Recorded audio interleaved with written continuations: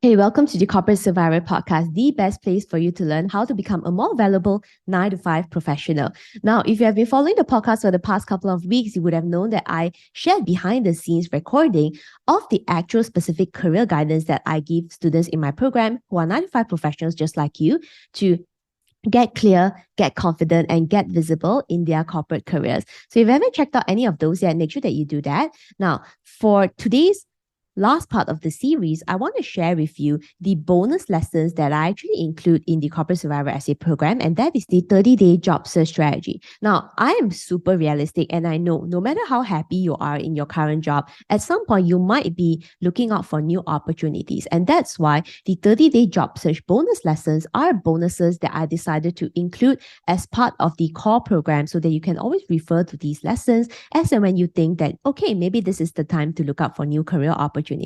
So for this particular behind the scenes snippet, I share with you one of the challenges that my students face in branding and positioning himself for a much more senior role. And I think this is really a challenge that a lot of job seekers face, and that's why they find it difficult to land any new career opportunities. So hopefully it'll give you a bit more perspective on what actually hiring managers care about and some of the additional things that you can do to better market, brand, and sell yourself as the best candidate. Without further ado, let's dive in. And as usual, if you want to learn more about the Corporate Survivor SA program, then you can always check out www.meiphiing.com. Let's go. Okay, so now let's move on to the next section. So for the next section, we're actually going to talk about the career journey as well as some job search questions. So there's this one question which I thought was quite interesting. So let's look at it together. So the student is saying, I'm a finance manager at an MNC with 9 years of experience, want to become the CFO or CEO of an MNC in the future. Right now, my company is paying me well, but if I want to become a CFO CEO, I need to move to another company and up the salary, maybe 15K. I've applied to senior manager jobs, but only got manager, lower pay than my current pay. HR said my profile is not strong enough and I'm only 30. I want to get your advice on should I try to gather different experience so I can become CFO CEO. Okay, now this is actually a multi-dimension job search question. So I'm going to kind of break down the assumptions and mistakes, then we'll talk about the strategy next. Now, the first thing is actually identifying a very clear career goal. So finance manager, 9 years of experience, I want to be a CFO, CEO in an MNC. Okay. Now, the next part is saying that if I want to become the CFO, CFO, I need to move to another company. Okay, I think that may be an assumption, because why I say that is because if you're already working at an MNC right now, that means that you may have the brand recognition already. So maybe you might want to also look into what are some of the internal opportunities that are available. Because if you think about it, you're already in the MNC right now and your goal is the MNC. So having like MNC on your career profile, on your resume, is still a positive thing. So I think the first assumption is to not think that you definitely have to move. And I want to up my salary. Okay, so salary is another dimension to this. So I guess because of the salary, the student has applied for senior manager roles, but has only gotten a manager position.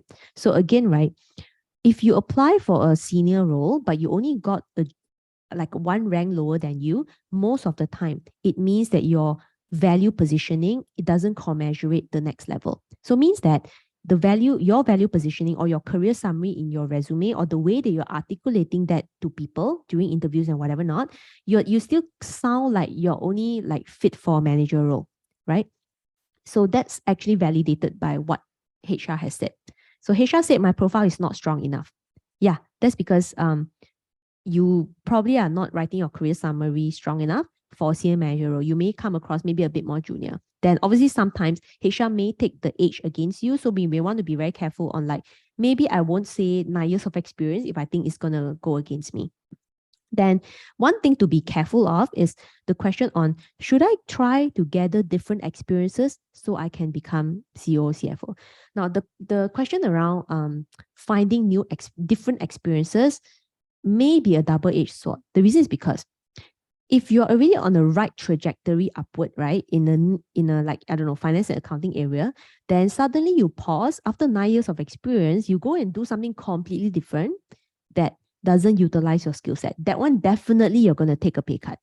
And eventually that may not actually help you kind of like move to the next level. So I think it's okay to consider what you may be missing in your skill set, but I think it's an 80-20 situation. It's actually better in your current job, you try to find out what other things, other skills that you can learn, and go to your boss and say, hey boss, for this year's development plan, I would also like to do some presentation to the C-suite, because this is a skill that I would like to develop this year. So will there be any opportunity for me to do that? It is better to quit your job and then you go and join a consulting company just because you want to do presentations for senior management. Like, you see where I'm coming here? Like, it's like we're achieving the same goal, but the path, one is actually kind of like, if you go by the ask for new opportunities path in your current job, or in a new job but kind of in a similar area, it's kind of like an add-on to your skill set. But if you quit and move into a completely different industry, completely different job, actually you're kind of starting fresh, if you know what I'm saying. So I think the biggest problem here, it sounds to me, is clarity. So here are some suggestions of what I think this student can do. So the first thing is, I think this student needs to go and look into the job search module week 1, career interest and direction, because it sounds to me that this student is more focused on the title and the salary, but not really the domain of expertise. Because if you only go for the title and salary, but you don't have like the right skill set, or rather you're applying for the wrong jobs just because the job is senior manager title and potentially you think can offer 15K, but if you don't have the right skills, right, you're not going to get hired anyway. And then you'll get comments such as this, your profile is not good enough, there are other candidates better than you. So what you need to do instead is actually evaluate the overall career interest and direction. So if your main goal is to become CFO, you may want to go and open up, look into what skills do CFO actually have, like people who have made it to CFO. And I have clients and students who are CFOs in companies. I will actually go to LinkedIn and research some of these people's backgrounds and see what kind of actual experiences do they have. And I can tell you, most of the times, right, they are actually experts in 1 or 2 domains, two maybe 3 domains, but they don't go around into like 5 different jobs and like 5 different random things to get to CFO. It doesn't really happen. So it's actually better to identify your strong skill set and then move on. Now, like I said, right, there are a lot of like variables involved. So for those of you who feel like you are a bit lost in your job search, I think you can give it a try for maybe 1.5 months. But if you still feel like, you're still lost, you don't know what jobs to apply, what's going on, I highly recommend you book your one-on-one career strategy call with me. So I can actually help you break it down a little bit more, because I think for a lot of students, they tend to, for some reason, I don't know why you guys are like saving this strategy call for like 6 months and then experiencing the pain. The part of the corporate survivor is for me to like help you guys avoid the obstacles, not, you guys go through a lot of obstacles and then like speak to me right at the end. So if you ever use your career strategy call, then make sure that you book that and then we can talk about it a little bit more. But the other thing that it sounds to me is that if you're getting feedback such as like your profile is not strong enough and so forth, then you really want to relook at the resume writing module and really look into your career summary, because most people's career summary are actually really bad.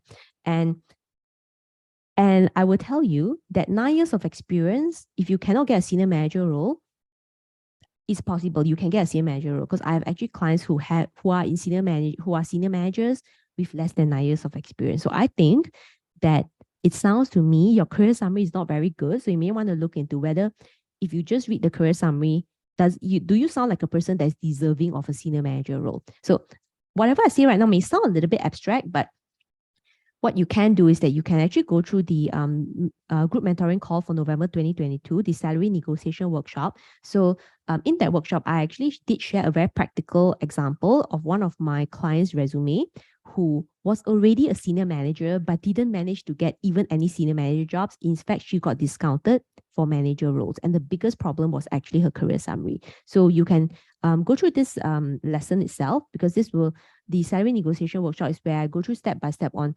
pure value positioning to make sure you don't get underpaid. So you can actually kind of like go through this one to see whether if you're also making some of the mistakes as well. So of course, if you don't get all these right, then your interview is not going to go well, blah, blah, blah, and stuff like that. So I would say this is kind of like the starting point. Then once you kind of get these right, then you can practice your interview skills and so forth. So I think that's, to me, the root cause problem. Okay. Now, We have a very intense session, and I want to spend a bit of time to hear from you and maybe just a quick commitment about your next 30 days. So, again, all these the 6 steps, plan your career and so forth, like 1, 2, 3, 4, you can find it in the job search bonus. And then 5 and 6 is usually something that we cover in the core course itself, the 3-step framework, plus of course, mentoring calls like these.